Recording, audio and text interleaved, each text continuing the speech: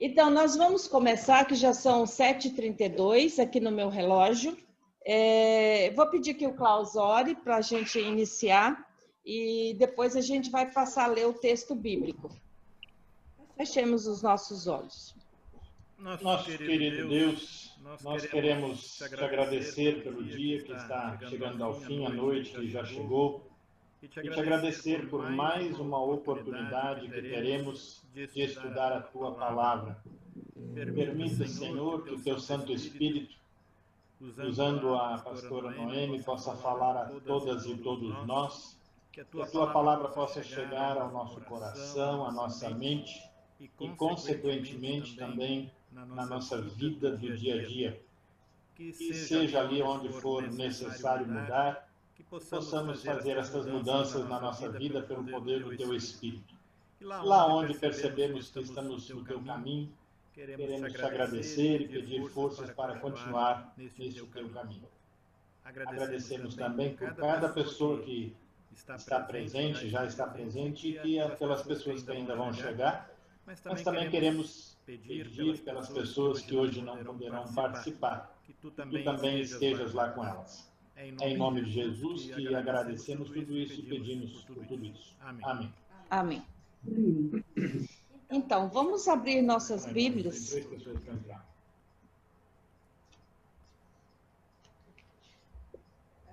O Klaus está admitindo aqui as pessoas que estão chegando.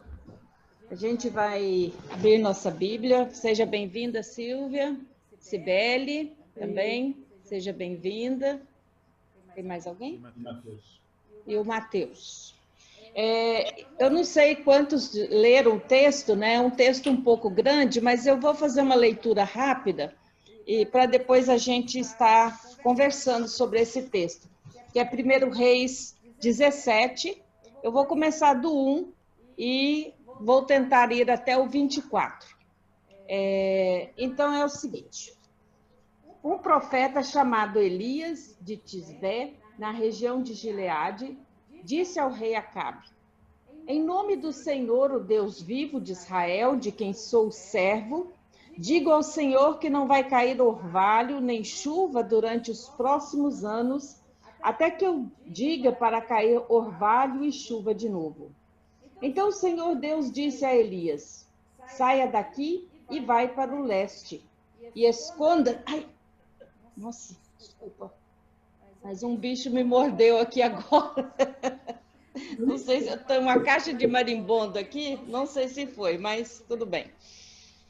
Então o Senhor Deus disse a Elias: saia daqui, vai para o leste e esconda-se perto do riacho de Querite, a leste do rio Jordão. Você terá água do riacho para beber, e eu mandarei que os corvos levem comida para você ali. Elias obedeceu à ordem do Senhor e foi, e ficou morando perto do riacho de Querite.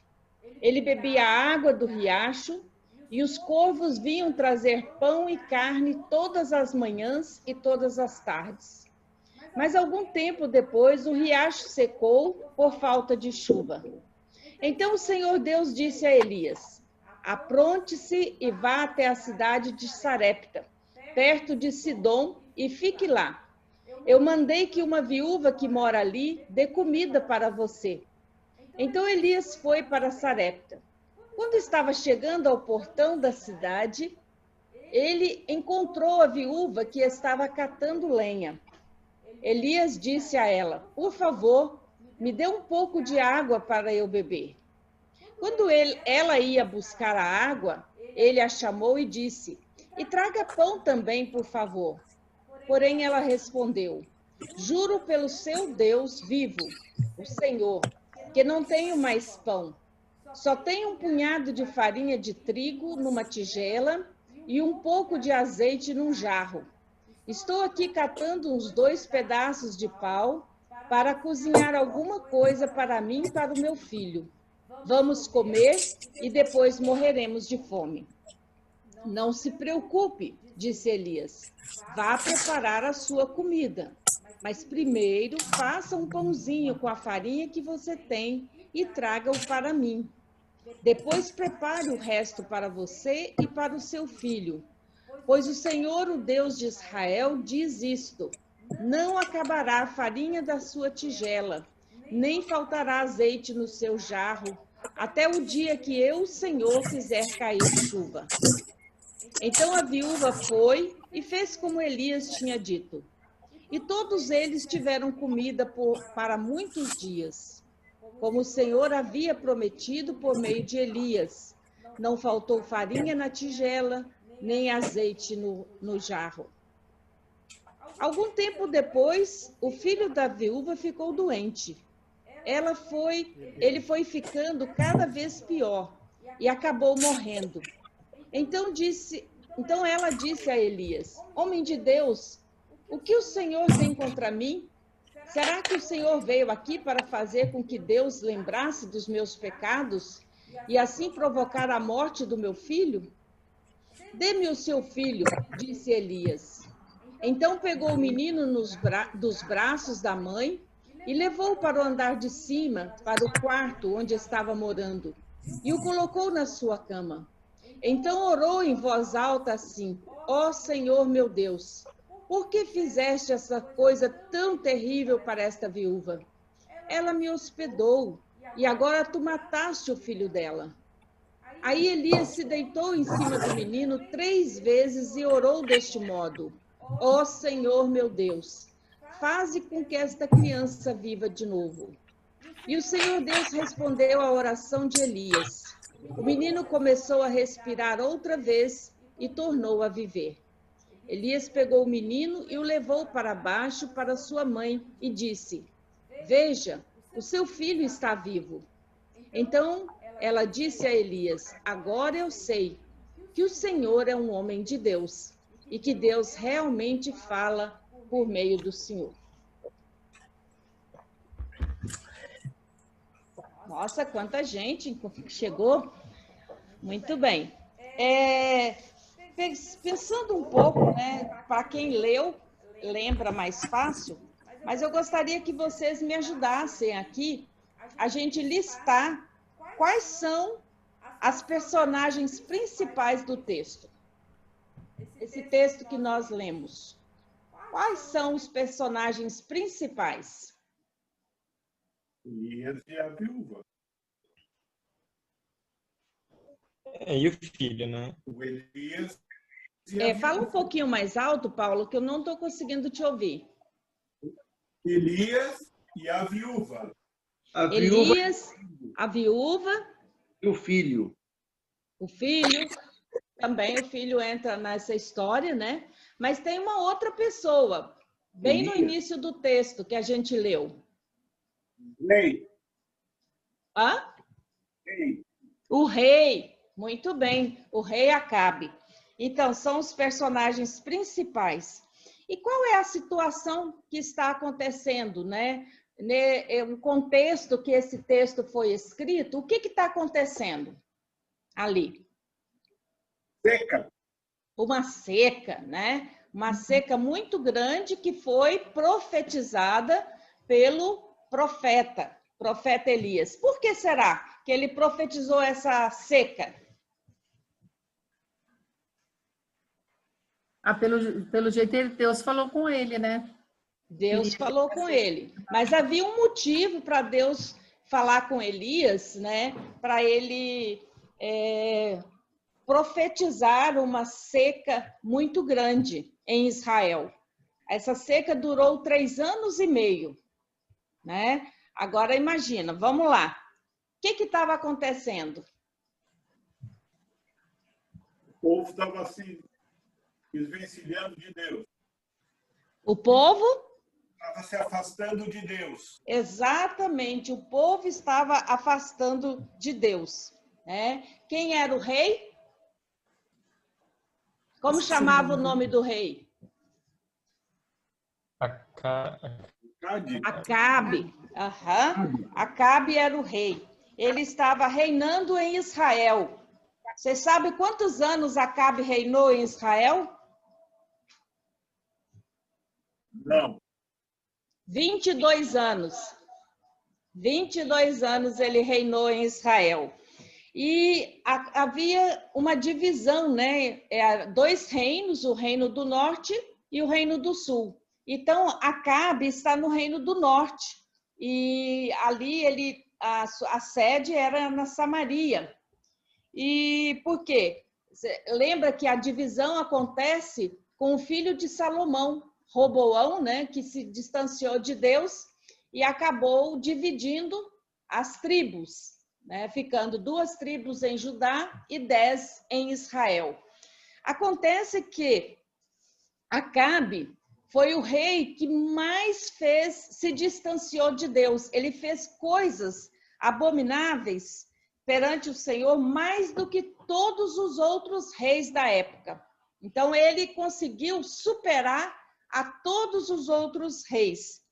E então ele casou-se com uma mulher muito importante. Lembra o nome dela?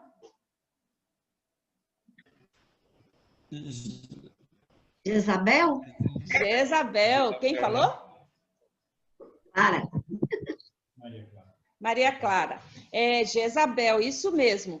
E Jezabel, ela era uma princesa fenícia, que era filha de um rei, e ela era de Sidom. E aí, o que acontece? Quando ela casa com o rei Acabe, ela vem para Israel e lá ela traz consigo o culto a Baal, né? A adoração a outros deuses.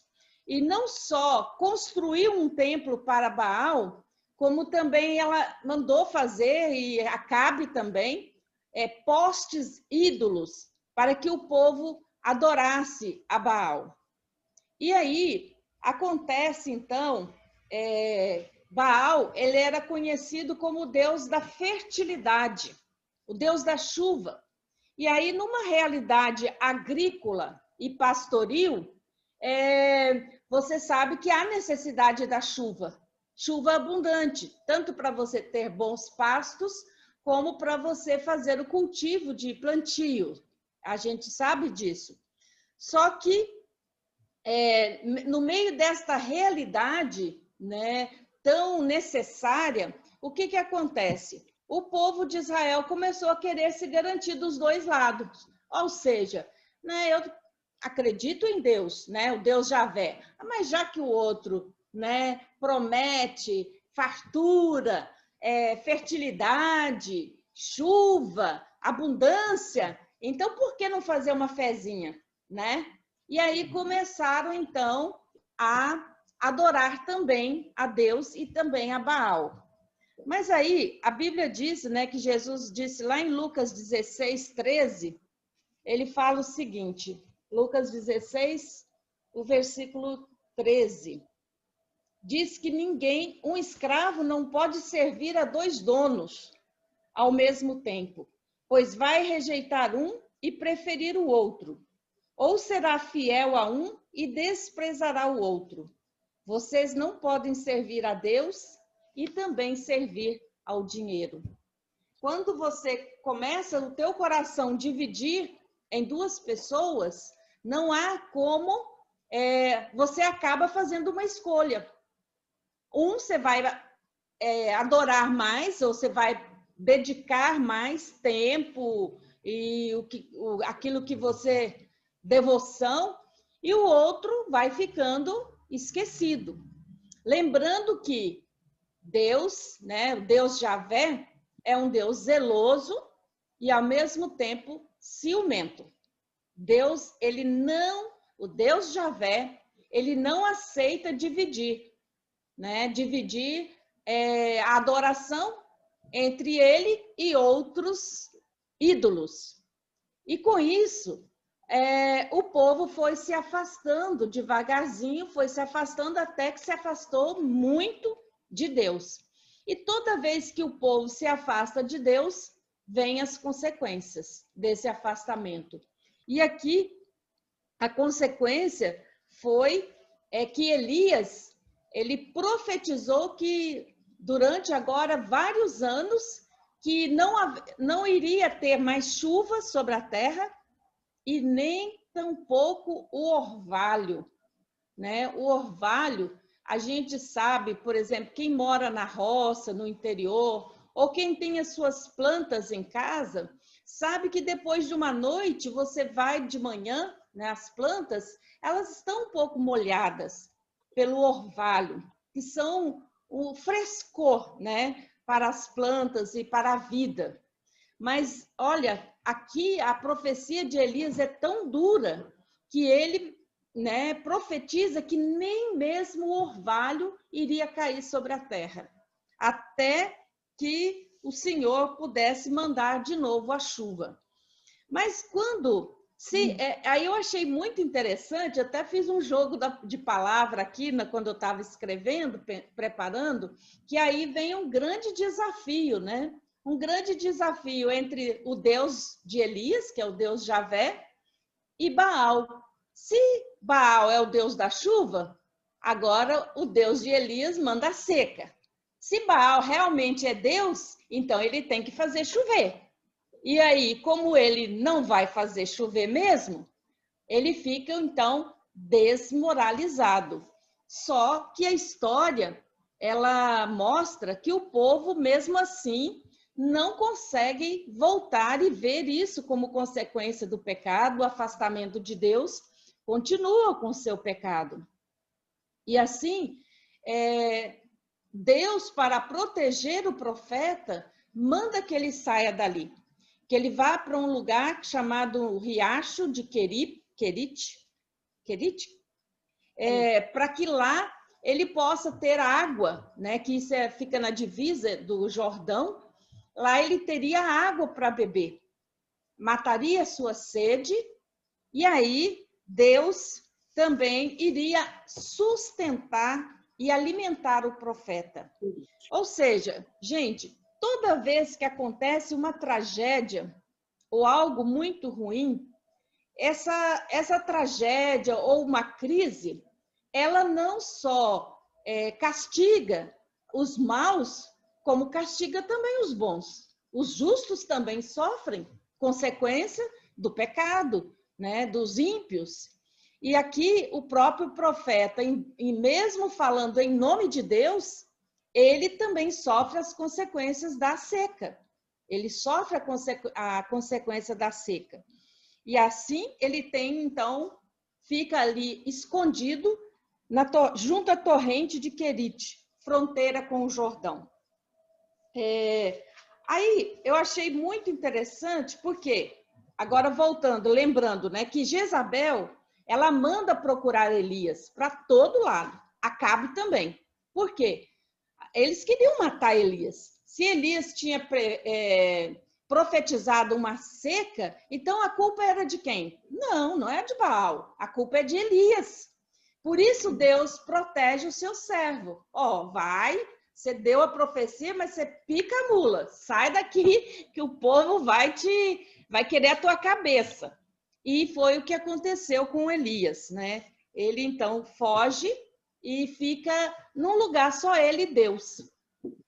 Agora eu queria mostrar para vocês uma coisa que eu achei muito, muito interessante. Corvos sustentam o profeta.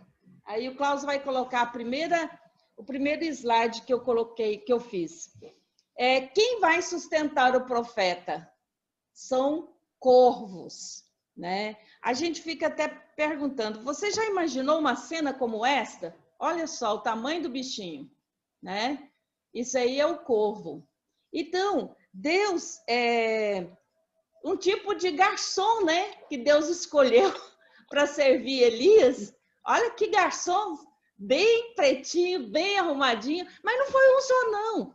Foram vários, né? O texto fala que corvos, né? Corvos sustentaram Elias. Olha só, levando coisa boa. Levava de manhã, ao amanhecer, pão e carne. Olha, dá sustância, né? E à tarde, a mesma coisa, pão e carne. E aí eu consegui... Então, hoje eu fiquei muito curiosa e fiquei me perguntando por que será que Deus escolheu os corvos para sustentar Elias? Aí eu li um artigo que fala, muito interessante, que fala sobre a habilidade dos corvos, né? Eles são conhecidos como urubus, abutres, só que não é igual ao urubu que a gente conhece, né? Aquele que só come carniça. Ele come abutres, né? Ele come carniça também, mas o corvo ele se alimenta também de frutas. E eles têm, então, algumas características, e dentro das características são 10 características muito interessantes. Só que eu não vou citar todas, porque senão fica muito longo. Mas eu separei 5 características. A primeira característica é que eles são inteligentes, né? Eles são inteligentes. E a inteligência deles equivale à dos golfinhos e também à dos chimpanzés. Olha só, né? A gente sabe, né, por pesquisa científica, que os golfinhos e os chimpanzés são animais muito inteligentes.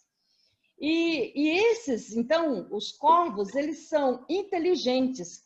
Sabiam que para evitar que as pessoas cheguem perto dos seus ninhos, eles atiram pedras nas pessoas. Veja só, eles atiram pedras nas pessoas, em gente, né, que chega perto dos seus ninhos para espantar, né? Outra coisa que eles fazem, que eu achei muito interessante, e quando eles acham uma carcaça para eles comerem, quando chegam outros corvos, eles fingem de mortos, para que os corvos vão embora e eles fiquem com a comida só para eles. Então, eles são muito inteligentes. Outra coisa que eles fazem é imitar a voz humana. Eles imitam a voz humana, são capazes de imitar a voz humana. Eles são mais habilidosos e inteligentes do que os papagaios. A gente tem os papagaios, né? E a gente sabe que papagaio, ele repete, né? Aqueles que são treinados, repetem palavras, frases e assim por diante. Os corvos, eles imitam barulho de carro, eles imitam o som do lobo, o som da raposa. Então, quando eles encontram uma carcaça que está fechada e eles não conseguem abrir, eles imitam, por exemplo, a voz do lobo ou da raposa para que eles possam aparecer e abrir, né, aquela carcaça para eles. Então, a raposa ou os lobos comem e aí, quando eles vão embora, os corvos, então, se alimentam. E uma outra coisa que eu achei interessante é que eles têm uma facilidade de se adaptar muito facilmente em outros ambientes. Eles podem viver em montanhas nevadas, podem viver em desertos, como podem viver em florestas. E a última coisa, quinto, que eu destaco aqui, é que os corvos têm empatia. Ou seja, quando um corvo passa por uma situação difícil, de briga, de luta, eles então vão consolar esses corvos, né? Esse corvo que passou por uma situação difícil. E uma outra coisa também é que eles têm uma memória muito boa. A memória deles, eles guardam, por exemplo, na memória, imagens e situações de pássaros que foram bons para com eles. Então, eles conseguem lembrar, né, de pássaros que eles se relacionaram e que tiveram um bom relacionamento. E uma outra coisa que eu achei interessante é que eles, quando escolhem uma companheira, eles são monogâmicos. Eles vivem a vida inteira juntos. Eles, então, vão criar os seus filhotes, então eles são monogâmicos. Então, eu nunca tinha parado, né, para pensar nessas habilidades. Fala. Gente, é muito interessante, a Noemi contou isso tudo hoje para mim, né? E aí eu fui dar uma olhada na internet, tem vários vídeos que mostram tudo isso que a Noemi falou, né? A inteligência desses bichinhos. Aqui no Brasil nós não temos. Opa, daqui a 10 minutos vai acabar. nós não temos esses pássaros, né? Mas no hemisfério norte é muito comum. Então vale a pena, quando tiver um tempinho, procurar aí uns videozinhos no YouTube lá, vocês vão ver que o bichinho realmente fala, que o bichinho é inteligente. E uma outra coisa, né, que eu esqueci, que estava aqui listada, é que eles também sabem usar a linguagem corporal. Eles, por exemplo, com o bico, eles apontam, por exemplo, um objeto, aonde está. Então, eles também têm essa facilidade de usar a linguagem corporal. Então, Deus sustenta o profeta através dos corvos. Eu fiquei pensando, eu não sei como esses corvos foram achar carne e pão para levar para o profeta. Mas fiquei pensando que eles poderiam ir até lá no palácio de Acabe, que com certeza devia ter muita carne e pão, né? Eles tiravam de quem tinha, né? E conseguiam levar isso todos os dias, de manhã e à tarde, né? Então, o Elias foi bem alimentado durante esse tempo. Eu achei muito interessante como que Deus age de forma tão extraordinária, usando caminhos nada convencionais. Coisas assim que a gente jamais imagina, né? Deus consegue usar e transformar, usar como ferramenta para ajudar aqueles que nele confiam.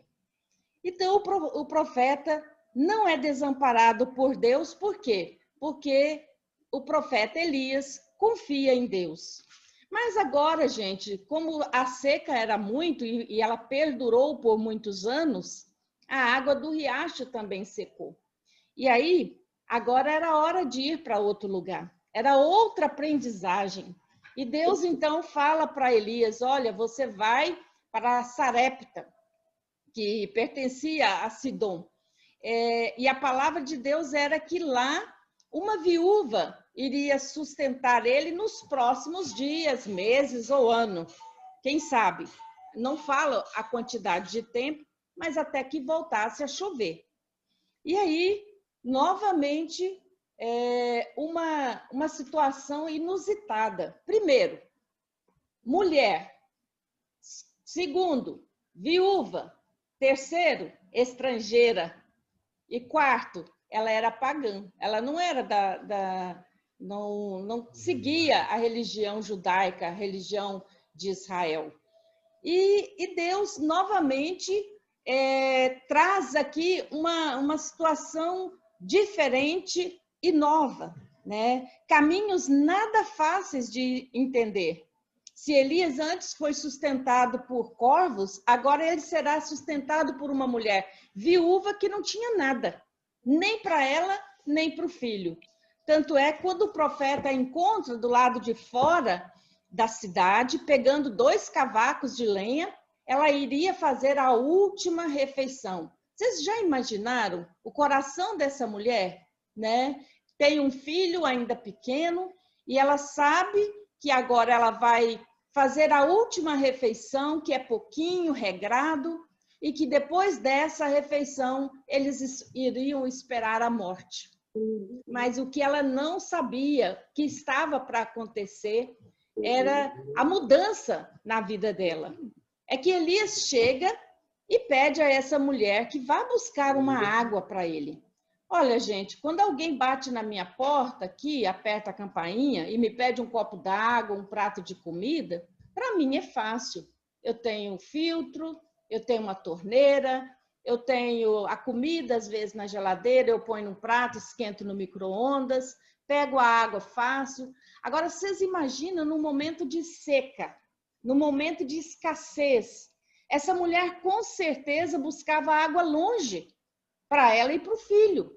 Então, a água era coisa rara, era algo precioso para dar para um estranho, para uma pessoa que ela mal conhecia, tinha acabado de conhecer. Mas ela não coloca obstáculo, ela vai para buscar. Mas aí, o profeta ainda faz um outro pedido. Olha, traz para mim também na sua mão um pedaço de pão. Aí ela volta. Aí que ela vai contar para ele. Olha, Você está vendo que eu estou pegando aqui 2 cavacos de lenha? Eu não tenho mais nada. O que eu tenho só dá para mim e para o meu filho. Nós vamos comer e vamos esperar a morte. E aí, Elias, então, desafia essa mulher a crer em Deus. E diz assim, olha, no versículo... Você olha aí para mim, Cláudio.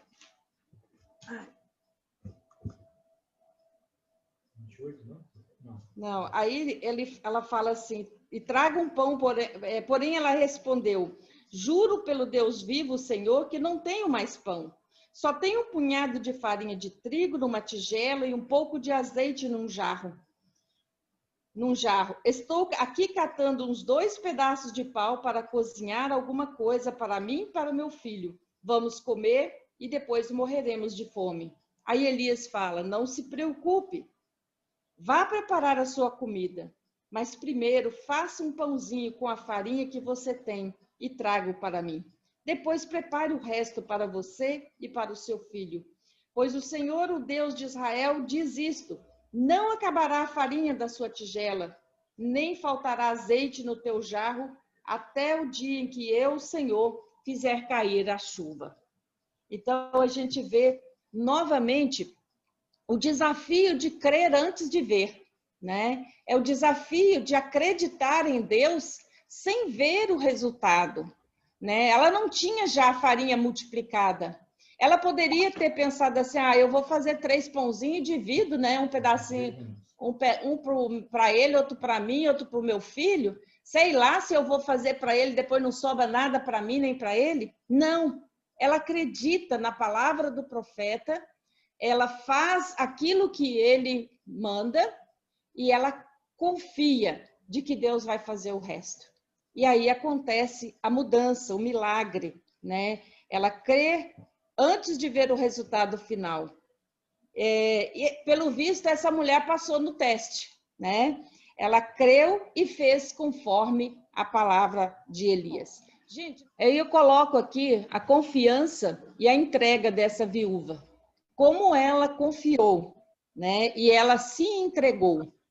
E achei interessante que essa viúva, ela reconhece Elias como profeta. Ela reconhece Elias como profeta e como um mensageiro de Deus. Então, ela confiou sem titubear e ela se entregou aos desígnios de Deus. A partir dessa confiança e dessa entrega, ela experimentou o agir de Deus na sua vida e na sua família, e na vida do seu filho. Ela ofereceu o pouco que ela tinha, e esse pouco Deus multiplicou, abençoou para que ele não findasse, mas sustentasse a vida daquelas pessoas. Essa viúva, ela não só deu a comida para o profeta, como ela ofereceu também abrigo. Veja só, naquele momento, com certeza, seria difícil para o profeta encontrar um lugar para ficar. E ali ele permaneceu na casa daquela viúva essa que deveria ser sustentada pela comunidade, pelas pessoas, mas ela não só recebe o profeta e alimenta o profeta com aquilo que ela tinha. E ali eles permaneceram. Mas, gente, vocês já viram aquele ditado? Tem vezes que as coisas estão tão ruins e as pessoas falam, não tem jeito de piorar, né? Vocês já viram isso? Esse ditado? O negócio está tão ruim porque não tem jeito de piorar. E aí, gente, ainda tem jeito de piorar. Tem jeito de tornar pior ainda. É o que aconteceu com essa viúva. Na verdade, ela estava agora experimentando um período calmo, de paz, porque pelo menos o básico, simples, né, que era o pão, ela tinha, junto com o profeta e também com seu filho. Mas agora, imagine que aquela criança, enfrentando todo aquele período de seca e escassez, comendo só pão, ele adoeceu, né? Consequência também de toda a escassez, de toda a fome que existia naquela época. E aí, esse menino não só adoeceu, mas também morre. E agora, a viúva se volta para Elias e pergunta: por acaso, o que eu te fiz? O que eu te fiz? Por acaso você veio aqui trazer à tona a minha iniquidade, o meu pecado, matando o meu filho? E Elias não fala nada, mas Elias se entristece, porque ele sabia o quão importante era a vida daquele filho para aquela viúva. Ele não só era importante estar vivo, mas ele era importante, também por ser um único filho, ser o responsável no futuro, na sua velhice, de sustentar a sua mãe, já que naquela época não existia aposentadoria como hoje. Não existia auxílio emergencial, né? Que às vezes, por mais difícil que a situação seja, por pouco que seja, não vamos entrar no mérito, mas pelo menos socorre, ajuda, né? E ela não tinha ninguém, não tinha onde buscar ajuda. E agora o filho dela morre. E aí Elias leva o filho para o seu quarto, no andar de cima, e ele clama a Deus. Ele pede a Deus que faça novamente a alma dessa criança voltar, né? Que ele pudesse viver novamente. E assim, depois de 3 vezes ter deitado em cima daquela criança, essa criança torna a viver. E ele, então, devolve nos braços da mãe o filho agora vivo. E aí eu fico lembrando, aí a viúva fala o seguinte. Ai, eu estou sem tempo. Agora eu sei que o Senhor é um homem de Deus e que Deus realmente fala por meio do Senhor. Olha só, ela já tinha experimentado a ação de Deus na providência do pão, sendo o Deus da providência, que trouxe o pão para que eles não morressem de fome. Agora ela experimenta a ação de Deus, que é devolvendo a vida ao seu filho, que já tinha perdido. E ela, então, novamente recebe essa bênção e ela agora crê, né? Realmente, se faltava alguma coisa, agora completa, né? Eu creio que essa viúva jamais foi a mesma. Ela deve ter se tornado uma pessoa, uma missionária, uma pessoa muito importante para propagar a palavra de Deus e principalmente a fé no Deus de Israel. Porque nada melhor do que aprender vivendo uma experiência com Deus e experimentando esse agir de Deus na nossa vida. E aí eu queria contar para vocês o que acontece, né, já no Novo Testamento, quando os discípulos saíram e já estavam no lago e veio uma tempestade muito forte, com ondas muito altas, e que começou a entrar água no barco. E Jesus dormia embaixo, na popa do barco. E depois desses pescadores, que eram homens tarimbados no mar, fazerem tudo o que eles podiam para conseguir driblar aquela tempestade, eles realmente percebem que sozinhos eles vão morrer, eles vão perecer. E eles vão em busca de Jesus e acorda, né, Jesus e diz ao Senhor: o Senhor não importa que a gente pereça? E Jesus, então, fala o seguinte, lá em Marcos 4, 35 a 41. Marcos 4, 35 a 41. Eu vou ler somente a parte onde ele fala. Marcos 4.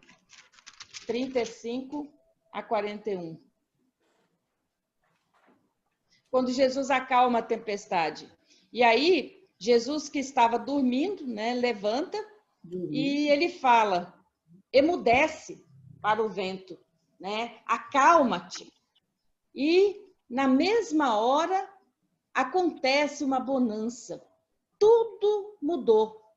Uma bonança, uma calmaria que os discípulos ficaram impressionados. Mas quem é esse, né? Que até o vento e o mar, né? E o lago obedece, né? Quer dizer, Jesus ordena que o vento e que aquela tempestade ali se acalmasse, ficasse quieto. E aí ele faz uma pergunta para os discípulos: por que é que vocês são assim tão medrosos? Vocês ainda não têm fé? E os discípulos, cheios de medo, diziam uns aos outros: que homem é este que manda até no vento e nas ondas? Isso, gente, é algo muito importante para nós pensarmos. Foi convivendo com Jesus e vivendo com ele que os discípulos aprenderam de Jesus e aprofundaram a sua fé, aprenderam a confiar nele. Da mesma forma somos nós. Nós só podemos crescer, né, se nós confiarmos completamente no Senhor Jesus. E às vezes vai acontecer algumas ondas na nossa vida, tempestades, situações difíceis, escassez, doenças, né, que vêm, que a gente não está esperando. E são diversas as situações. Mas aí eu lembro desta palavra de Jesus, né?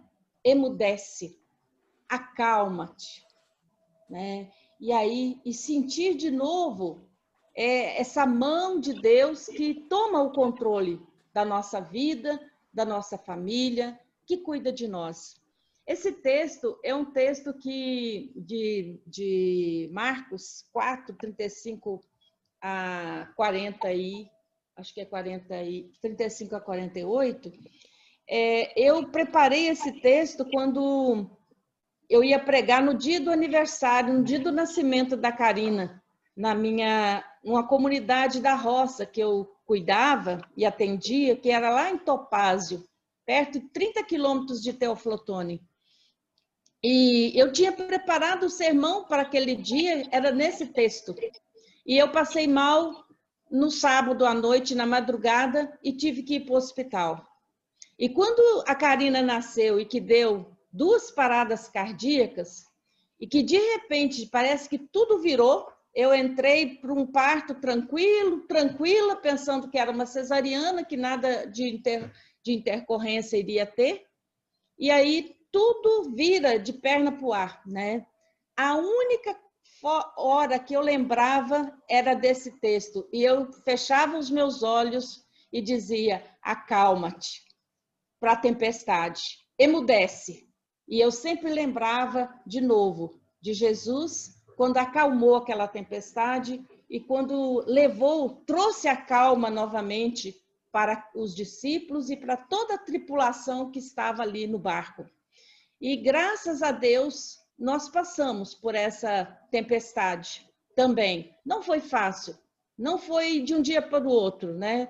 Durou mais de 1 ano para a 2ª cirurgia, não foi fácil, mas o Senhor acalmou e Ele trouxe a paz e a bonança para a nossa família, para a nossa vida. Então, seja qualquer situação que nós possamos estar vivendo, vamos lembrar, né, de crer e de confiar, né? Assim como Jesus falou para os discípulos, às vezes Ele fala com a gente também. Por que você está tão tímida, né? Por que você não tem fé? Creia, confie, coloque diante do Senhor todas as coisas, seja elas grandes ou pequenas, e peça a Ele a ajuda e a intervenção. Agora eu queria só, a gente já está chegando quase no final, estou vendo que tem 2 perguntas aqui no chat, ou colocação, deixa eu ver. Porque o som estava muito baixinho e a Rosana disse que estava bom lá no dela. Ah, tá. Então eu queria agora ouvir de vocês, porque eu acabei falando, o texto é muito longo, e eu acabei querendo resumir todo ele, e aí eu queria saber de vocês, o que vocês acham que a partir desse texto, qual a lição que pode ficar para nós? Qual é a lição que esse texto traz para nós agora, para a gente aplicar no nosso dia a dia, na nossa vida, principalmente nesses momentos que estamos vivendo, de pandemia, de situação difícil, né, para muitas pessoas. Qual a lição que nós podemos tirar também desse texto? Oi, posso falar? Pode. Boa noite a todos. Bom, eu acredito que com o pouco que a gente tem, acreditando em Deus, estando sempre com a mentalidade nele, com a fé nele, sempre não vai faltar, nunca vai faltar, mas vai estar sempre suprindo todas as nossas necessidades. Muito bem, Dilene. Mais alguém? Eu queria falar da questão do corvo, né? Eu nunca tinha ouvido falar dessas características do corvo. E eu sou muito curiosa. Nem eu. Eu sou muito curiosa com essa questão, né, que vem da natureza, que foi feito realmente por Deus, não teve ninguém que ensinou, que treinou, né? É puramente divino a atitude. E aí eu queria testemunhar que nesse processo de adoecimento da minha mãe, na hora que ela estava fazendo a intervenção, eu e meu irmão mais novo estávamos muito próximos, estávamos dentro da sala da hemodinâmica, né, muito próximo de tudo que estava acontecendo. E você me conhece, eu sempre tive muito preconceito com os médicos, né? Sempre achei os médicos, às vezes, frios, né? Não tão comprometidos com a vida dos pacientes. E eu tive uns corvos que me deram umas comidas lá, né? Eu fiquei estranhamente surpresa com a equipe toda. Estava uma equipe muito grande e eles brincando, de uma hora para outra eles pararam de brincar, fizeram esse silêncio, né, da tempestade no mar. Ficaram muito concentrados, entrando e saindo da sala, naquela correria, pegando todas as coisas, sei lá, o que eles estavam precisando para salvar minha mãe, e não olhavam para nós, com os olhos baixos. Então, assim, eu estava falando com meu irmão isso hoje, ontem, não sei, acho que hoje de manhã, que a gente fica julgando, né? Eu nunca tinha visto um médico numa ação e uma equipe médica toda numa ação dessa tão próxima deles. A gente vê o depois, né? Que eles vêm conversar com a gente. E mesmo assim, hoje pela manhã, esse médico que coordenou, ele foi até a UTI e mandou uma mensagem para o meu irmão, e na mensagem dele ele disse assim: ela está bem clinicamente, só não está acordando. Vamos pedir ao Papai do Céu para que acorde ela. E você vê um médico falando essa palavra, então para mim fechou que eu tenho que aprender que todos podem ter fé e têm fé a Deus. Tem temor a Deus, né? Até aquelas pessoas que a gente acha às vezes que tecnicamente são frias e não agem, né? Então, assim, você falando do corvo, eu me relacionei assim, eu fiquei pensando, é o mordomo, né? Quem está trazendo a comida para a sobrevivência. Independente do resultado que vai dar essa tempestade, a gente está vendo movimento de pessoas afetivas, amorosas, cuidadosas, cumpridoras dos seus deveres. Né? Verdade. E a gente experimenta toda hora, né, esse cuidado de Deus, às vezes por pessoas que a gente menos imagina, pessoas estranhas, né, a nós, às vezes que a gente nem conhece e que às vezes nos ajuda num momento de dificuldade. Eu creio nisso, que eu já passei por isso muitas e muitas vezes, e eu creio que Deus envia seus anjos, né? De que forma eles vêm e vêm nos ajudar para nos socorrer nos momentos que a gente precisa. Mais alguém? Noemi. Sim, Clara. Eu queria só destacar aqui o seguinte, que a questão da viúva, né, ela ajudou Elias por compaixão, porque ela nem tinha fé no Deus de Israel, não é? Ela não ajudou Elias atendendo o pedido de Deus. Foi por compaixão pela pessoa dele mesmo, né? Pelo que eu entendi. Uhum. Aham. E às vezes a gente acha que a pessoa ajuda o outro, porque tem a mesma fé, porque acredita em Deus, por temor a Deus. E nem sempre, às vezes é por compaixão pela pessoa mesmo, né? Como no caso dela. Uhum. A questão é que essa viúva, ela já tinha ouvido falar no Deus de Elias, no Deus de Israel, sabia dos feitos de Deus. E eu acho que nesse momento, eu vejo que ela teve não só compaixão, mas ela acreditou que algo poderia acontecer. E eu acho que se ela não tivesse acreditado, ela não teria feito o que ela fez, que era um pequeno bolo primeiro para o Elias. Ela entregou primeiro. E eu vejo assim que isso é o crer antes de ver. Porque Hebreus 11 fala que a fé é a certeza das coisas que a gente espera e a convicção de fatos que não se veem. Então, eu creio mesmo sem ver. Né? Mesmo sem ver. Então, eu vejo assim que há pessoas que elas são abertas para ouvir e receber e mudar, né? Em relação à fé cristã. E há outros que são tão bons para tudo, mas eles não se abrem, né? Então, às vezes, são caminhos, às vezes, tão diferentes, né? Que são situações diferentes, que a gente aprende também com pessoas que era uma mulher que era de uma religião pagã, não era da mesma religião, mas mostra uma abertura para a ação de Deus. Consegue acreditar. Embora, aí o que você fala, a gente pode ir para o próprio povo de Israel. Elias teve que fugir, porque de lá ele iria ser perseguido e talvez morto. Enquanto que, num outro país, ele está sendo recebido. E recebido bem, né? E o próprio povo de Israel estava tão longe de Deus que não pôde acolher o profeta. Isso mesmo. Né? Essa viúva é exatamente o contrário do Tomé. Tomé, discípulo de Jesus, né? Com nome e tudo, ver para crer. Já essa mulher tem nome, né? Viúva ela tinha consciência de que estava nos últimos momentos da sua vida, mas ela creu sem poder ver que poderia acontecer um milagre. Mas o milagre acontece. Gente, vamos sair todos aí na janelinha para a gente tirar uma foto, fazer que hoje está bonito, né? A gente tem um bom número de pessoas. Então, vamos... Cadê a Marli? Marli está aí. Adriana Prevides e Adriana Ebert. Gisele, não deu para vir? Maristela. Pronto, todo mundo mostrando a beleza dos seus dentes.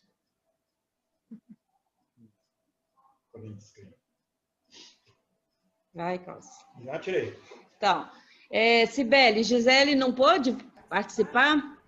Noemi, na hora que você adicionou a Gisele, ela passou uma mensagem que o pastor lá da comunidade Teixeira chamou ela para uma reunião online. Aí ela teve que participar. Tudo bem. Não tem problema, mas já está adicionada. Tá bom? Tá bom. Eu falei com ela. Obrigada. Nada. Gente, mais alguém gostaria de colocar alguma coisa antes da gente encerrar? Eu só gostaria de dizer assim, que eu achei fantástica a sua pesquisa com relação aos corvos, né? Porque foi uma questão que eu tive também, que eu fiquei assim, gente, mas que às vezes as coisas parecem serem fantásticas, né? Um pássaro, né? Então, assim, mostra também como a natureza também ela está conectada a Deus, né? Então, assim, ele usa até a própria força da natureza. Os pássaros vieram, né? Então, não necessariamente são as pessoas, né? Então, tem outros anjos, né, que Deus envia, mas eu achei muito legal, assim, ver tudo que representa os corvos, né? Então, assim, ele também soube escolher aquele ser, né? Porque ele tinha toda essa habilidade. Esse anjo tinha asas. Esse tinha, de verdade. Eu achei assim, eu fiquei com isso encucada na cabeça, né? Essa madrugada, essa noite eu falei assim, não, vou pesquisar para saber. Mas eu achei interessante porque quando tem mais 5, né? Vocês podem procurar, que tem um artigo que fala sobre isso.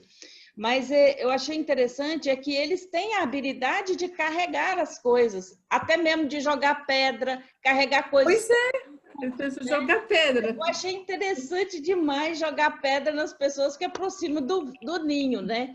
Então, não é à toa que Deus escolhe, né, as coisas. Então, eu vejo que, associado àquilo que ele escolhe, a gente sabe que tem um porquê, tem uma habilidade, né? Uma habilidade, tem um dom, né? E eu acho que isso é fantástico, né? Mesmo, a gente vê como que Deus realiza a sua obra usando pessoas, usando animais, né? Usando a própria natureza para poder falar dela. Eu vi aqui que a Roselma colocou que esse texto é maravilhoso, espiritual. Nós vemos na literatura brasileira um texto no livro O 15 de Raquel, de Queiroz, muito tocante, quando uma família divide o último alimento com 2 viajantes que encontram no caminho. Gosto muito. Muito, muito bom. Muito bom, Roselma. Não conheço esse livro, mas você tem que ligar o microfone. Eu lembrei disso pela fala da Maria Clara aí, que ela comentou da compaixão. Lembrei quando ela comentou. E o corvo aparece em outras histórias, às vezes. Histórias da conto de fada, aparece corvo falando, aparece... Eu achava que era só dos livros mesmo, de conto de fada. Eu não pesquisei, não. Olha, se vocês olharem o som que eles emitem, eu vi alguns, sabe, os sons, gente, é fantástico, você não acredita. Você não acredita. Melhor que papagaio. Você não acredita de ver os bichos assim, como se quisesse falar, sabe? Como se quisesse emitir uma palavra. É muito interessante, vale a pena dar uma pesquisadinha e olhar. Gente, nós vamos chegando ao final e eu gostaria de, então, encerrar antes que o nosso tempo esgote, mas orar também pela mãe da Elister, né, que está ainda na UTI, para que Deus possa abençoar, que ela possa voltar logo, né? Não sei se a gente vai continuar orando, né, por ela, e eu gostaria também de ver se tem mais pessoas que gostariam de colocar algum pedido de oração, porque às vezes a gente tem outras pessoas também e a gente já inclui também. Eu gostaria de pedir pelo meu cunhado, que essa semana ele sofreu um acidente, caiu de uma escada, um acidente que aparentemente podia ser bobo, né? Mas ele não assim, poderia ter causado uma coisa pior, mas ele ainda está hospitalizado. Então, eu gostaria que orasse para que ele continue o Ivon. Ivon. Dona Esther também, né? Mais alguém?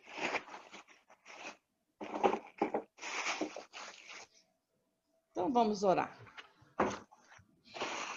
Nosso querido Deus e amado Pai, nós queremos chegar na Tua presença neste momento, te agradecer, Senhor, por todas as pessoas que puderam hoje participar deste estudo.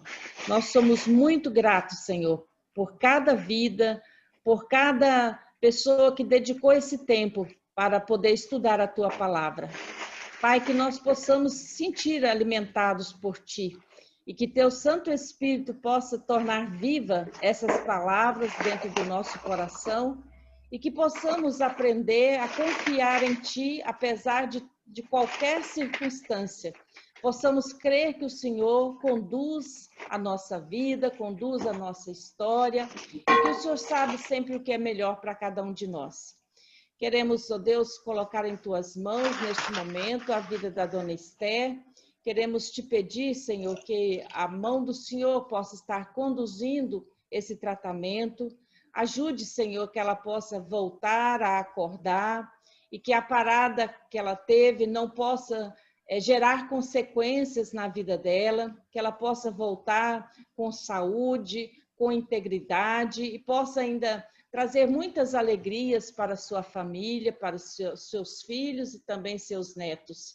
Queremos Te pedir, Senhor, que Tu esteja abençoando também a vida do Ivon, que sofreu um acidente. Pedimos, Senhor, que a tua boa mão possa estar conduzindo, Senhor, a sua recuperação, para que ele possa também, Senhor, dia após dia, ir melhorando e que não haja nenhuma consequência, nenhuma sequela desse acidente. Mas também, Senhor, queremos colocar sobre os teus cuidados tudo aquilo que preocupa o nosso coração, tudo aquilo que pesa em nossa mente. O Senhor sabe de cada pedido que está aqui agora, lá no fundo, Senhor, mesmo aquele que não foi colocado, o Senhor sabe. Queremos te pedir que tu possas olhar por cada um, por cada família aqui representada, por cada filho, por cada mãe, por cada pai, que todos possam ser igualmente abençoados por ti. Guia, Senhor, os nossos passos, abençoe, Senhor, este final de semana, todas as nossas atividades, que o Senhor possa estar guiando e nos protegendo. Em nome de Jesus, nosso Senhor e Salvador. Amém. Gente, eu gostaria de dar continuidade no texto de 1 Reis. Nós hoje falamos sobre a viúva de Sarepta, a vida de Elias, e eu gostaria de falar sobre o próximo texto, 1 Reis 18, Elias e os profetas de Baal. Então, que vocês tenham agora uma semana, né, para ler. É muito interessante esses textos bíblicos, contam um pouco a história de Israel, também a situação do profeta em meio à idolatria, à infidelidade do povo. Então, vamos ler para a próxima quinta-feira, 1 Reis 18, capítulo todo. Vamos ler todo ele, mesmo que a gente não leia aqui todo ele no estudo, a gente menciona ele. Se cada um ler, fica mais fácil, tá bom? Um grande abraço para todos e um abençoado final de semana. Tchau!